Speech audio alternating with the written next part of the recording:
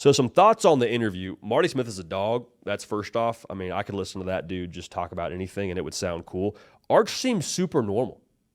Like for a guy whose last name is Manning and a guy who's doing a sit-down interview after only starting a couple games in college football, seems like he's got a pretty good head on his shoulders. I was really encouraged by the way that he answered questions around what he wanted to do next year. Said he wanted to win a national championship. Didn't mention any personal accolades. Okay, check the box. Cool. Right answer there.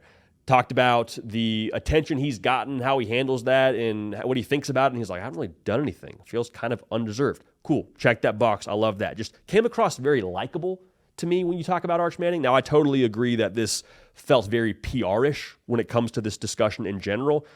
Pretty obvious that Red Bull in the NIL game is crushing it. He's rocking a Red Bull hat during that interview. Looks like he's about to be dialed in for a Formula One race. Somebody said on Twitter he looks like Ryan Sheckler, and that's a tough one to unsee.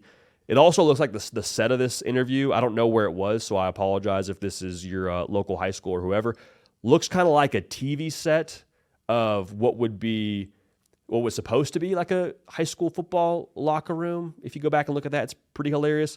So yeah, I totally get this wasn't something that they were trying to get Arch to say something crazy, but overall, with how you present yourself, people are actually pretty smart when they view stuff like this, I think. And I think if Arch was being fake or being disingenuous with some of these answers, we'd be able to see right through it. So the takeaway for me is Arch Manning is likable, clearly making a bag from Red Bull because that's a big-time move by them on the NIL front. So I'm all here for that. But as I got further and further away from this discussion, it started to get the gears turning around how we are about to enter into the Arch extravaganza of media coverage. And I have two thoughts. One, brace for impact. Two, Twitter is not real life. Let's start with brace for impact. The Arch Manning content, the storm that is about to be shoved down all of our throats, whether we like it or not. Now, hand up, we're going to do every bit of our part on this program to be appropriate and fair and honest and fun in our coverage of Arch Manning. We're going to try to not overdo it in that sense, but the reason why this is going to be crazy is the same deal was crazy for Tebow Mania and the Johnny Manziel madness. They're interesting people. Like outside of college football as a logo and a brand, granted he plays for one of the biggest brands in the sport at Texas, Arch is super interesting. Last name is Manning. Yeah, that's going to move the needle for some folks. And there's a lot of companies out here that got to pay the bills. So there's going to be a hefty amount of Arch Manning coverage. So again, brace for impact is my first thought there. There's going to be a lot of it. Let's do our best to not be too aggravated by it. Now, I realize that that's asking a lot, but like Arch isn't asking for all the coverage that he's getting. Now, he agreed to do the sit-down interview, but I mean, in general, when it's day 45 of us comparing Arch Manning to some ridiculous NFL quarterback, is Arch Manning the next Tom Brady? Dude, I don't know. He's not asking for those topics to be thrown out. So that's the first thought, brace for impact. The second, Twitter is not real life. And we've seen a lot of this already, saw this through his recruitment, but people on the Arch Manning conversation spectrum, there's not a whole lot of the level-headed majority that gets to have the megaphone on Twitter. The thoughts are, one, he's going to be the greatest of all time. He's going to be the greatest to ever lace him up in college football, period. Or it's only his last name. It's all his last name. That's the only reason why he's getting love and what have you. Let's start with the first thought. He's the greatest of all time. He's going to be this, he's going to be that. Like, I don't know. Nobody knows. I think he was worth his 5-star rating. I think he's got all the tools to be one of the better quarterbacks in college football this year. More on that in a second. But there's a company out there, and I won't mention the name. There's a company out there that put out a mock draft if all underclassmen were eligible for the draft. I got Arch Manning going number 1 overall. Don't be stupid. Just don't be an idiot. I don't think we're asking too much there. And if this person that puts that mock draft together genuinely believes that, I don't know who it was for the record, then like more power to you. But when you got Arch Manning at number 1, he started a couple of games, and you got Abdul Carter at something like 7, just like, come on. Let's all just be adults about this here. I understand the game. I understand that we got to make some money, this, that, the other. Like, let's have some decency about us. Is he going to be good? I think so. Would he go number 1 in this year's draft? I don't know, dude. Probably not. I don't really think that's a fair thing to levy on my guy when it comes to expectations. The other thought, it's only his last name. That's the only reason he was a 5-star, the only reason he's this, he's that, he's the other. Kirby Smart and Nick Saban both wanted Arch Manning on their football team. You think those dudes waste their own time, let alone a roster spot? I don't think so.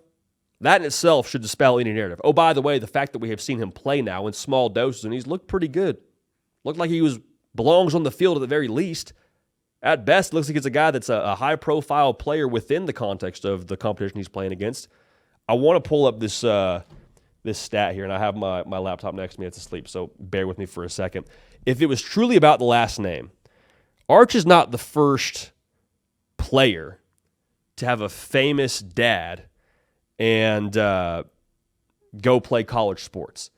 But Arch Manning is, from this data, one of the only players to have a 5-star rating. Let's start here. Joe Montana's son, Nick Montana, 3-star recruit. LeBron James' son, Bronny James, 4-star recruit. Michael Jordan, the greatest of all time, his son, Marcus Jordan, 3-star recruit. Now, I get Peyton Manning is not Arch's dad and Eli's not Arch's dad, but still, if it was about the last name Manning, these services, from what I can gather, don't care all that much. You got Michael Jordan's son being a 3-star. It can't matter that much. So, again, is he going to be the greatest of all time? We'll see. It's pretty early on in this discussion to go that far. But is it just his last name? No. That's ridiculous. Absolutely ridiculous. So the way that I kind of come away from this discussion is like, let's develop our own opinions on this. Let's let it bake a little bit. This stuff is really hard. Stuff is really difficult. To play quarterback in the SEC at one of the most recognizable and prominent brands in the sport, let alone sports in general, let's give Arch a little bit of runway to get it figured out. Now, I do think he's going to benefit a lot from having sat behind a Quinn Ewers to get comfortable in an offense, to be in a college weight room, to get all those reps against a college defense. I think that's going to benefit him and allow him to have more success than if he had played early. But if he's not the next great Manning by October, that's okay. It's his first year being a starting quarterback as the guy. I understand he started some games, but as the guy, he's not a bust if he throws a couple of picks the first game against Ohio State in the shoe. Yeah, it might take a second. It might take a second. Now, I do think, as much as I'm trying to temper expectations, I think he's going to be really good. Like, I think from a skill set perspective, he fits Texas as a roster and what they are right now offensively better than what Quinn Ewers was. Hear me clearly. I don't think that he should have played last year, but from a fit perspective with what he does running the football, I think he fits better than what Quinn Ewers was. Because Texas, they still have weapons on the perimeter. Ryan Wingo's going to be a stud. DeAndre Moore's a dog. I'm sure Texas will still have their weapons. But Texas, with how they're built, in my estimation, they're a lot more Toyota RAV4 Hummer than they are Ferrari. They're a lot more run the freaking ball, punch you in the mouth, play good defense. You add a mobile quarterback to that mix, where a defense has to worry about that on the RPO, in addition to the weapons I mentioned, in addition to, you would hope, a C.J. Baxter, if he can get back healthy, a Trey Wisner, a Jarrett Gibson. That's the strength of the Texas offense. And so to have a capable passer as Arch Manning and to have his legs baked in there with his physical traits, I think that's going to be really exciting. I think that's going to make for a better overall rhythm, more complementary system offensively for Texas here going forward. Kind of feels Notre Dame-ish, to be real with you.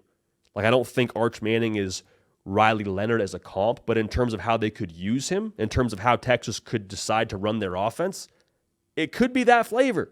I'm just saying, with how good they're going to be defensively and with who they have in the backfield and what Arch does with his legs, could be very similar to an Arch Manning. So to wrap this thing up, is the Arch content and hype going to be overdone? Absolutely. If he throws a couple of picks early in the year and he's not looking like he's the next greatest quarterback in the world as of December or I guess even early end of September, then does that mean he's a bust? No. Takes time. Does he have all the tools, all the pedigree, all the potential to be one of the best quarterbacks in college football next year? I believe so. So let's try and hold our cards a little bit closely on opinions for at least the first few games. Let's give it some time. I think he's going to be great. I mean, we're going to do a top 10 quarterback projection here at some point during the offseason, and we're going to have to decide what to do with Arch Manning if he's in that top 10. But I don't think it's a discussion we have to be so extreme on either side or the other. contrary to what Twitter would try to tell you from a Dov Kleiman and a ML Football and a NFL Rookie Watch and all those other aggregators. No fault of their own.